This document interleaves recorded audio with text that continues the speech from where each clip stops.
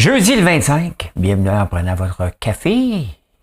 Bienvenue. Avez-vous vu l'image? Regardez l'image. Je vous dis en ce moment sur les images de présentation de thumbnail avec les nouveaux produits que je teste. Ben, la guimauve que vous voyez aujourd'hui n'est pas testée. Elle va être sortie bientôt.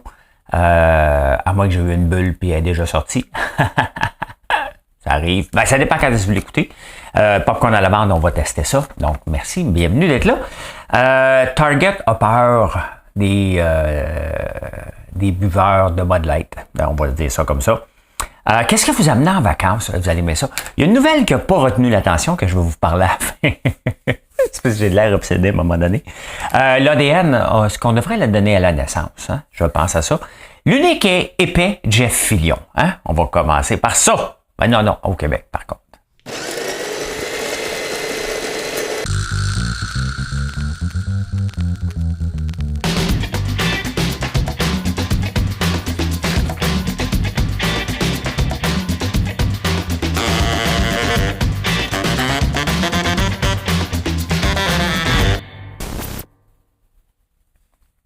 Je vais vous parler, bien entendu, du nouveau sauveur PDG d'Hydro-Québec. Il a été nommé pourquoi? Hein, Michael Savio, je vais vous parler de ça.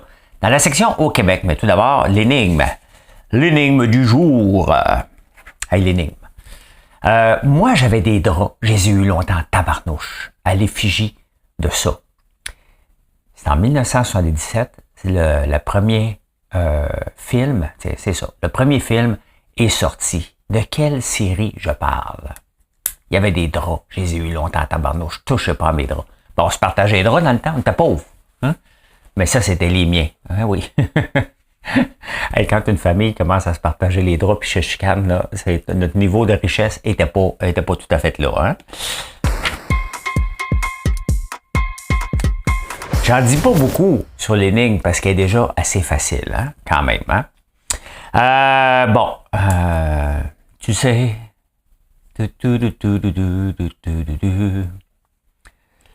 Vois, c'est moi qui fais ce soir le premier pas. On s'ennuyait un peu, mon cœur et moi. On revient près de toi. Hein? C'est la chanson pour Jacob. J'ai écrit un texte sur Facebook avant hier. Sur Jacob. Et tu sais, il y a des gens qui ont commenté. La plupart des gens étaient d'accord avec moi. C'est choquant de voir que les cartes de crédit, c'est pour ça que je chante, ça prend des perdants, c'est que dans le commerce en ligne, là, OK, ou dans le commerce, dès qu'une carte de crédit est impliquée, dites-vous que s'il y a un problème, c'est le commerçant qui paye. Point final. OK? Il n'y a personne d'autre que le commerçant qui va payer. Vous avez un chargeback, c'est nous autres qui payent. Hein? Vous réclamez quelque chose, c'est nous autres qui payent. La compagnie de carte de crédit ne paye jamais, ne perd jamais. Hein? Elle va perdre parce qu'il y a quelqu'un qui va faire faillite, tu ne seras pas capable. Mais autrement, dans les transactions, puis Jacob s'est essayé. Pourquoi il s'est essayé? Parce que c'est facile à faire, tout simplement. Hein? Donc, voilà. Dans la vie, il faut toujours un perdant. Et c'est les entrepreneurs, les perdants, là-dedans, tout le temps. L'ingérence chinoise, je vous en parle pas. C'est fait. C'est juste que je suis obligé de le mettre dans le titre. Tout le monde en parle. Fait que c'est un clickbait. Ça vous intéresse-tu, vous autres? Hein? De savoir qu'il y a eu de l'ingérence chinoise puis que Trudeau a bien fait ça.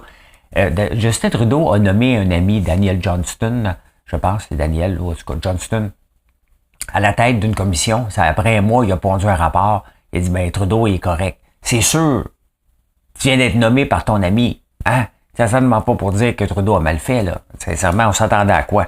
Tout le monde capote à l'ingérence chinoise. Ça intéresse personne. Ça n'intéresse pas grand monde. Hein? Oui, on veut le savoir, c'est l'ingérence chinoise, mais c'est de la poutine interne. Puis on le savait que c'était pourrait être un rapport mauvais, de toute façon. Hein? Et Target aux États-Unis, vous savez, Bud Light vient d'avoir un backlash solide. Hein? J'en ai parlé presque chaque semaine parce que chaque lundi, les ventes de Bud Light comparées à Coors Light sont comparées. Bud Light est en chute libre de moins 26%. Coors Light en une augmentation de 24%. Les autres sont allés prendre autre chose où ils ont arrêté de boire de la bière. Le mois de la fierté gay, c'est au mois de juin, si je ne me trompe pas. Et Target avait des choses à vendre en format d'arc-en-ciel. Et ils ont décidé de retirer ça des tablettes, tout simplement. Un peu, là, on va mettre ça sous silence, j'avais oublié Je vais mettre mon téléphone sur silence, puis là, ça va commencer à buzzer. Fait qu'ils ont décidé d'enlever ça des tablettes parce qu'ils ont des gens qui font des remontrances, hein? Donc, ils veulent pas subir Bud Light. Vous voyez, quand on va trop loin dans le wokisme, qu'est-ce qui arrive? Hein? On revient aux choses dans... Ce qu'on veut, là, c'est quand tout le monde calme. Hein? Ben, Bud Light a lancé les hostilités et ça a été trop loin. Ils n'ont pas choisi la bonne cible. Et là, toutes les autres en souffrent. Hein? C'est toujours comme ça. Toujours comme ça. Donc, cherchez pas des affaires pour la fierté gay chez Target. Eux, de toute façon, ici au Canada, ça vous intéresse pas. Il n'y a pas de Target. Hein? Ils sont venus faire un tour puis ils sont partis un peu comme Théo Taxi. Ils ont apparu puis ils sont disparus. L'art de se faire des amis à la François Lambert. non, mais ouais, c'est ça. Excusez. Excusez-moi, excusez-la. Hey, qu'est-ce que vous apportez en vacances, vous autres? J'aime ça, les journaux américains, anglais. Les Anglais, tabarnouche, hein? Top 20 Essentials to Pack. Parce que là, il faut commencer à penser à nos vacances. Si tu rencontres un Anglais, tu peux lui demander une poche de thé. 43% des Anglais amènent leur poche de thé en vacances. Leur pantoufle puis du café. Ton journal, ta cigarette et ta télé. Ce soir, laisse-les de côté. Ils amènent aussi du antibactérien spray. Leur oreiller. Une canne de bine. Ben, tout le monde amène une canne de bine. Du sel et du poivre. Une bouteille d'eau chaude. Ben, c'est sûr que si tu prends du thé, tu vas t'amener une bouteille d'eau chaude. On s'entend, ils partent pas 8 jours, hein, ça a l'air. Hein? Mais ils ont peur, hein? Il y a Childhood Teddy. Moi, ça me fait rire. Ça me fait rire. Non, je m'en allais parler et je ne parlerai pas parce que je peux pas. Je vais vous le dire en fin de semaine prochaine. Hein?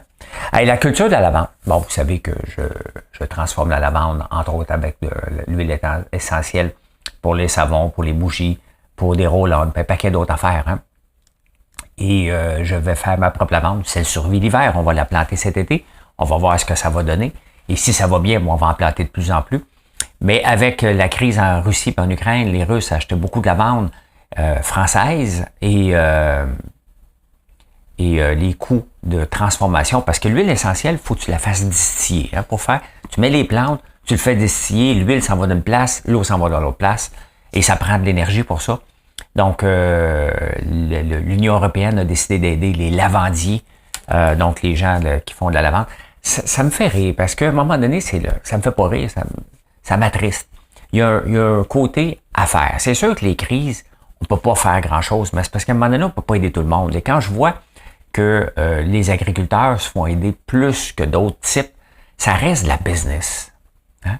Ça reste de la business. Là, ils n'ont pas un problème de mauvaise température. Il y a un problème parce qu'ils sont pas capables d'en vendre. Est-ce qu'ils ont pensé trop grand, trop vite? Est-ce qu'ils n'ont pas pensé qu'au Canada, à un moment donné, on n'était pas faire notre propre lavande, puis dans d'autres pays?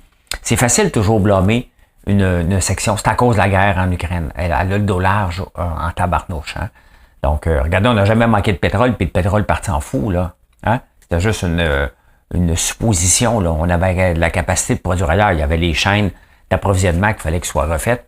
Mais là, c'est autour des lavandiers, donc il va y avoir 10 millions de plus. Donc,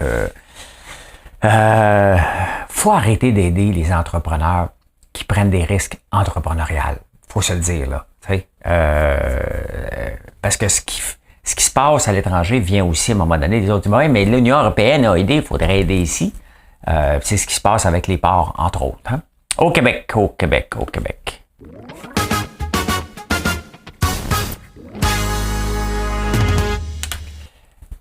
Écoutez, on va écouter un clip de l'unique et épais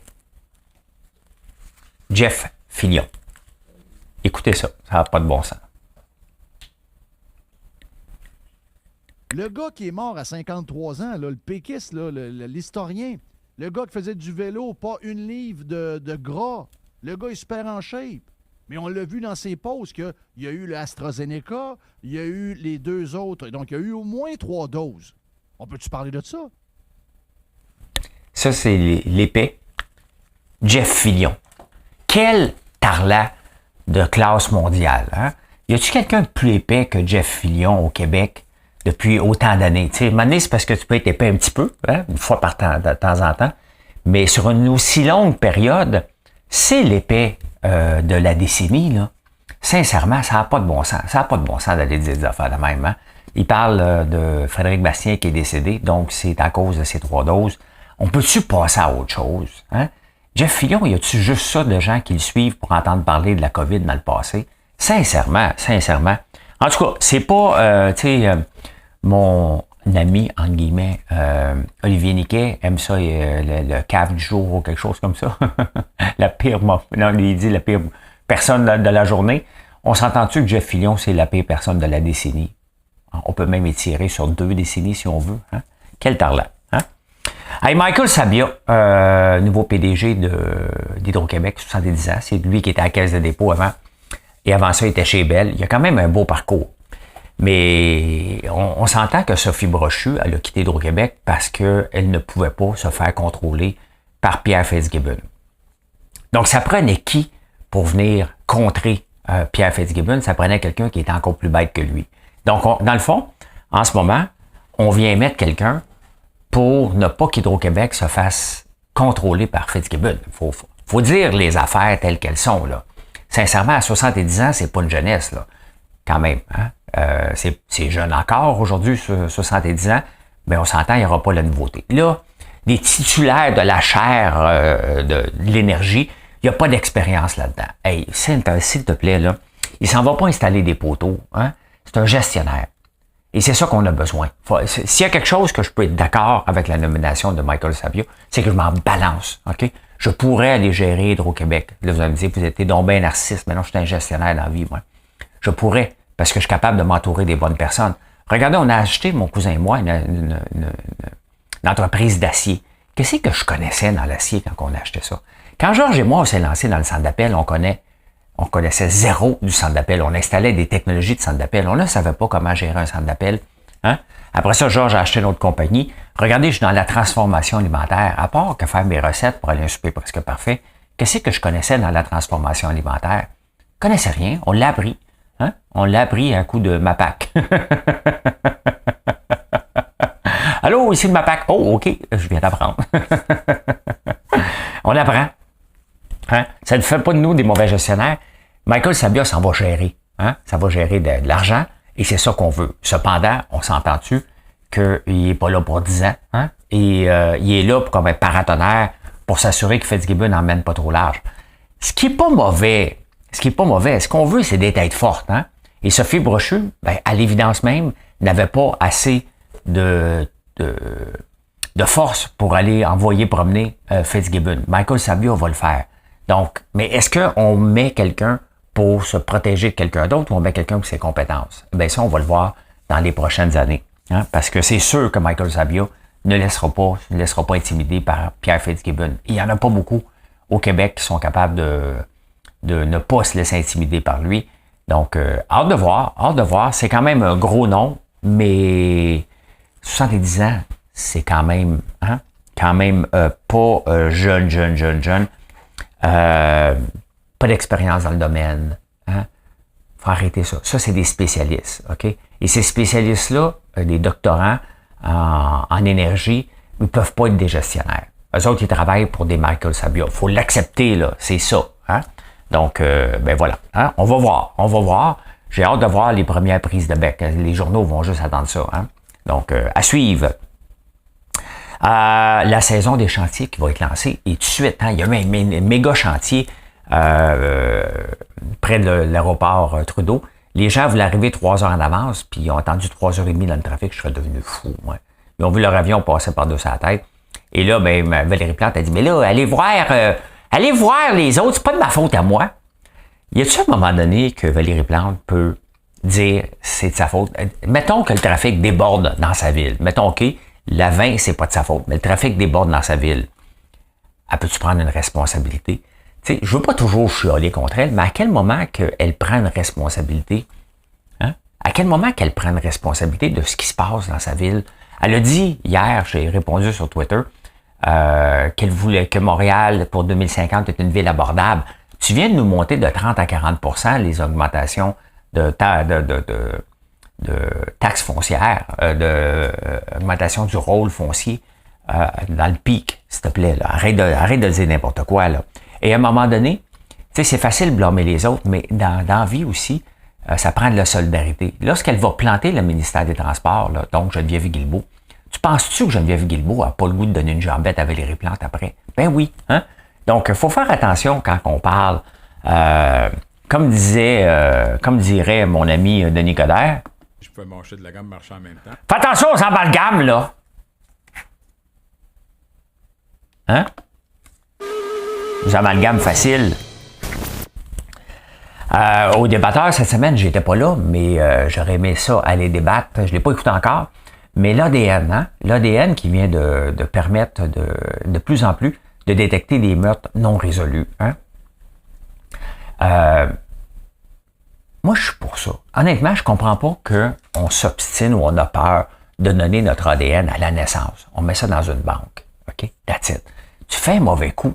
Ça va voir dans la banque, on a un ADN, on s'en va dans la banque, c'est lui. Hein? On veut se protéger. Sincèrement, la famille qui a attendu 48 ans qu'on retrouve le meurtrier de sa sœur, c'est long. Hein?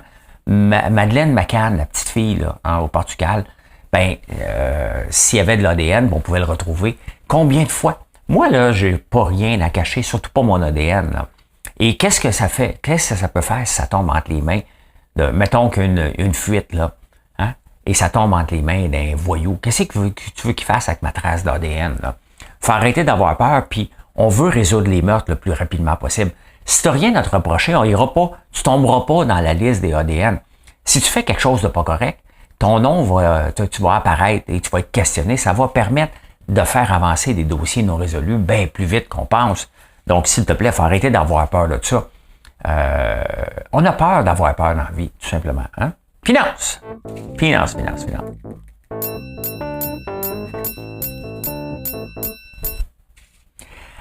C'est quelque chose quand même qu'on ne verra pas à la SAQ, hein, parce que les sociétés ont peur. Les grands de ce nom, à la bourse, il y a des Bet99, je ne sais pas s'ils sont à la bourse, mais DraftKings est là. Il y a Rush Street aussi, qui est un gros joueur dans les jeux en ligne. Et là, ils veulent mettre fin au monopole de de l'Auto-Québec. Hein? Donc, eux autres, parce qu'ils s'en balancent bien raide, ils n'ont pas besoin de l'Auto-Québec. Ils veulent venir piger hein, dans la tarte que l'Auto-Québec offre. Ça n'arrivera jamais, là. Ils essayent bien fort, là. Ça n'arrivera jamais. Jamais. Pourquoi? Parce que le jeu, il reste quand même, ça peut être pathologique, donc il faut faire attention avec le jeu. Mais ça me fait réfléchir par rapport à la SAQ. Hein? Comment ça se fait qu'il n'y a aucun groupe international qui n'essaie pas de rentrer et de dire « Nous autres, on veut nos maisons de vin ici. » Parce qu'ils ont peur de se faire barrer par la SAQ. Hein? La Société des alcools, qui est un grand acheteur mondial, il n'y a personne qui va aller piler ses pieds parce qu'ils disent « Si on les fait suer, on va se faire sortir du réseau. » Ça prendra quelqu'un très gros, mais il est probablement déjà ici. Donc, vous voyez que il y a des gens qui marchent sur des œufs, puis il y a des gens qui s'en balancent bien raide. DraftKings s'en balance bien raide de l'Auto-Québec, qui veulent venir jouer dans les plates-bandes. Ça n'arrivera jamais. Hein? Hey, Giphy, tu sais, les petits gifs là, qu'on envoie puis d'un peu partout, ça appartenait à Facebook. Puis là, l'Union européenne sont assez méchants sur le monopole. Hein? La SAQ n'aura pas grand chance de survivre là-bas. Et ils viennent de mettre fin au monopole. Donc, Facebook qui avait acheté Giphy pour 211 millions doit le revendre à 43 millions à Microsoft. Microsoft attendait et dit, écoute, tu es obligé de le vendre de toute façon, fait que je vais te l'acheter. Ça change rien à nos vies, hein? Ça change absolument rien. Pensez-vous vraiment que Facebook dominait, avait un avantage concurrentiel? Tu sais, à un moment donné, j'aimerais bien ça voir l'âge des gens qui prennent des décisions par rapport au monopole, hein?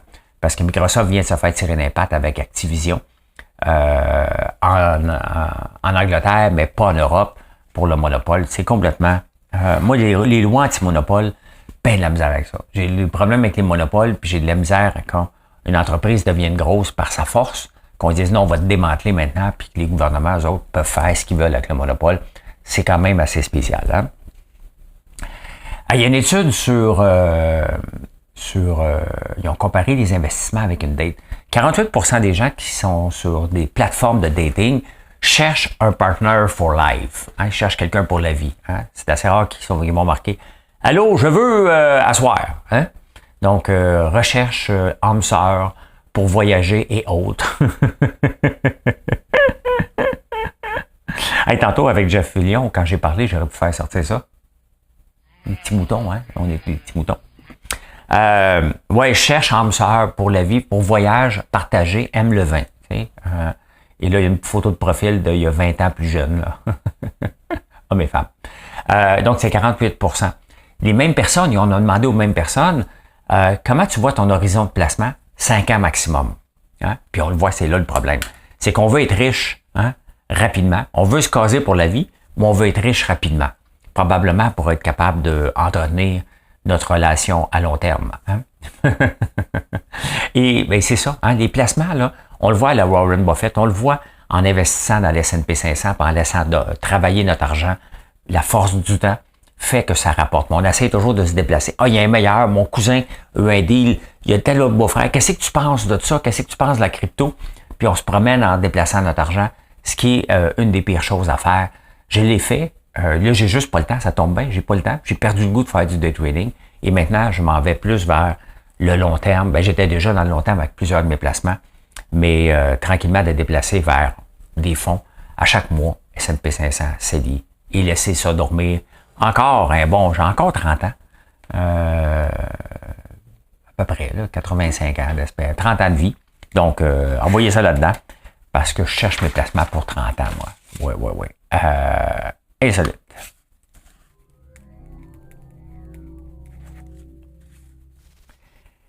Arnold Schwarzenegger, hein? Arnold Schwarzenegger vient de se faire créer un poste chez Netflix, hein? Il va s'appeler, il est le Chief Action Officer. Il va superviser les films d'action. C'est quoi qu'il disait dans Terminator, lui? Je me souviens pas. Pas le temps de chercher, mais ouais, il vient de trouver un job, hein, quand même. Hein? Hey, je vous invite à aller voir sur YouTube des orques qui attaquent des bateaux. Un peu à la Moby Dick, hein? Qui est un roman de 1851. Donc, il y a des orques qui attaquent des bateaux dans le canal de Gibraltar. C'est près du Maroc. Il y a une des orques qui s'appelle Gladys qui s'est fait frapper à un moment donné par un bateau. Puis elle est en maudit depuis ce temps-là. Fait qu'elle a entraîné sa gang pour attaquer les bateaux. Donc, il y en a de plus en plus de bateaux qui se font attaquer par des orques. Et je regardais les vidéos. Je regardais les vidéos. Ici, Pierre Bruno. Quand je dérape, faut que je me remette dans ma peau. Et honnêtement, moi, je traverserais pas l'Atlantique Saint-Thibolier, moi. Non. Là, tu vois, à plein milieu, des orques qui te courent après, là. Non, parce qu'ils sont capables de les faire virer le bateau, là, en donnant des coups de queue. C'est ce qu'ils font, hein. Hey, la radio AM, hein. La radio AM, Tesla l'avait enlevé l'ont enlevé, eux autres, parce que ça interfère avec les autres bidules électroniques qu'ils ont dans la radio. Et Ford l'avait enlevé aussi. Ford a décidé de le remettre. Hein. Au diable la sécurité, les rednecks veulent écouter la radio AM. Donc, ils ont décidé de remettre la radio AM pour 2024. Donc, si tu achètes un Ford 2023 électrique, il n'y a pas la radio AM, mais dans 2024, il va l'avoir. Hein? Là, moi, je te le dis, rien qu'à toi, là. Mais l'heure parfaite pour faire l'amour, 7h30 le matin. Voilà. Les études ont dit que c'est l'heure parfaite pour commencer. Mieux de le faire le matin que le soir, à 7h30. Fait que à 7h25, les enfants sont à l'autobus. Le problème, c'est que je viens tout mélanger ça là, en faisant un live à 7h45. Vous m'excuserez, mais on le sait que ça dure seulement 7 minutes. Donc, vous avez le temps de vous lever et venir m'écouter sur Facebook à 7h45.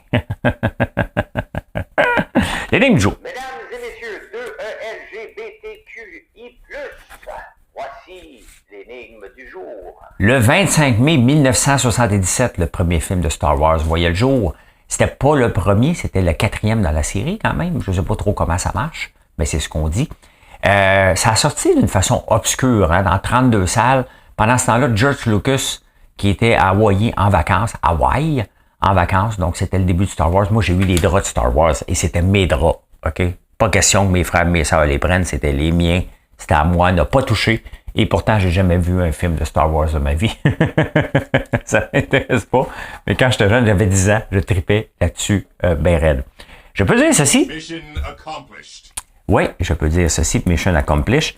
Il y a une nouvelle quand même que j'ai retenue et que j'ai décidé de pas vous parler parce que je voulais pas passer pour un obsédé, mais maintenant que le show est terminé, je peux vous parler de Gwyneth Paltrow. Je pense que le Daily le journal en Angleterre est plus obsédé que moi. Dans le fond, c'est eux autres qui m'ont inculqué le culte de Gwyneth. C'est une maudite belle femme, elle a 50 ans. Et, non, j'aime pas ça dire ça, hein. Mais c'est sûr qu'elle doit avoir de l'aide un petit peu. Mais elle est à peu près toute nue dans le journal. Donc, c'est une nouvelle que j'ai pas retenue pour pouvoir passer pour un... Mais le show est terminé. Quand je fais Mission Accomplished, tout ce qui se dit par la suite ne compte plus. Mais, à part ce que je vous dis là, merci d'être là tous les jours. Et venez nous voir. FrançoisLambert.one, O-N-E. Et je peux faire ceci maintenant. Hein? My God, je suis bon en maudit. Hein? Voir. C'est moi qui vois, qui fait ce soir le premier pas. On s'ennuyait un peu, mon cœur et moi. On revient près de toi.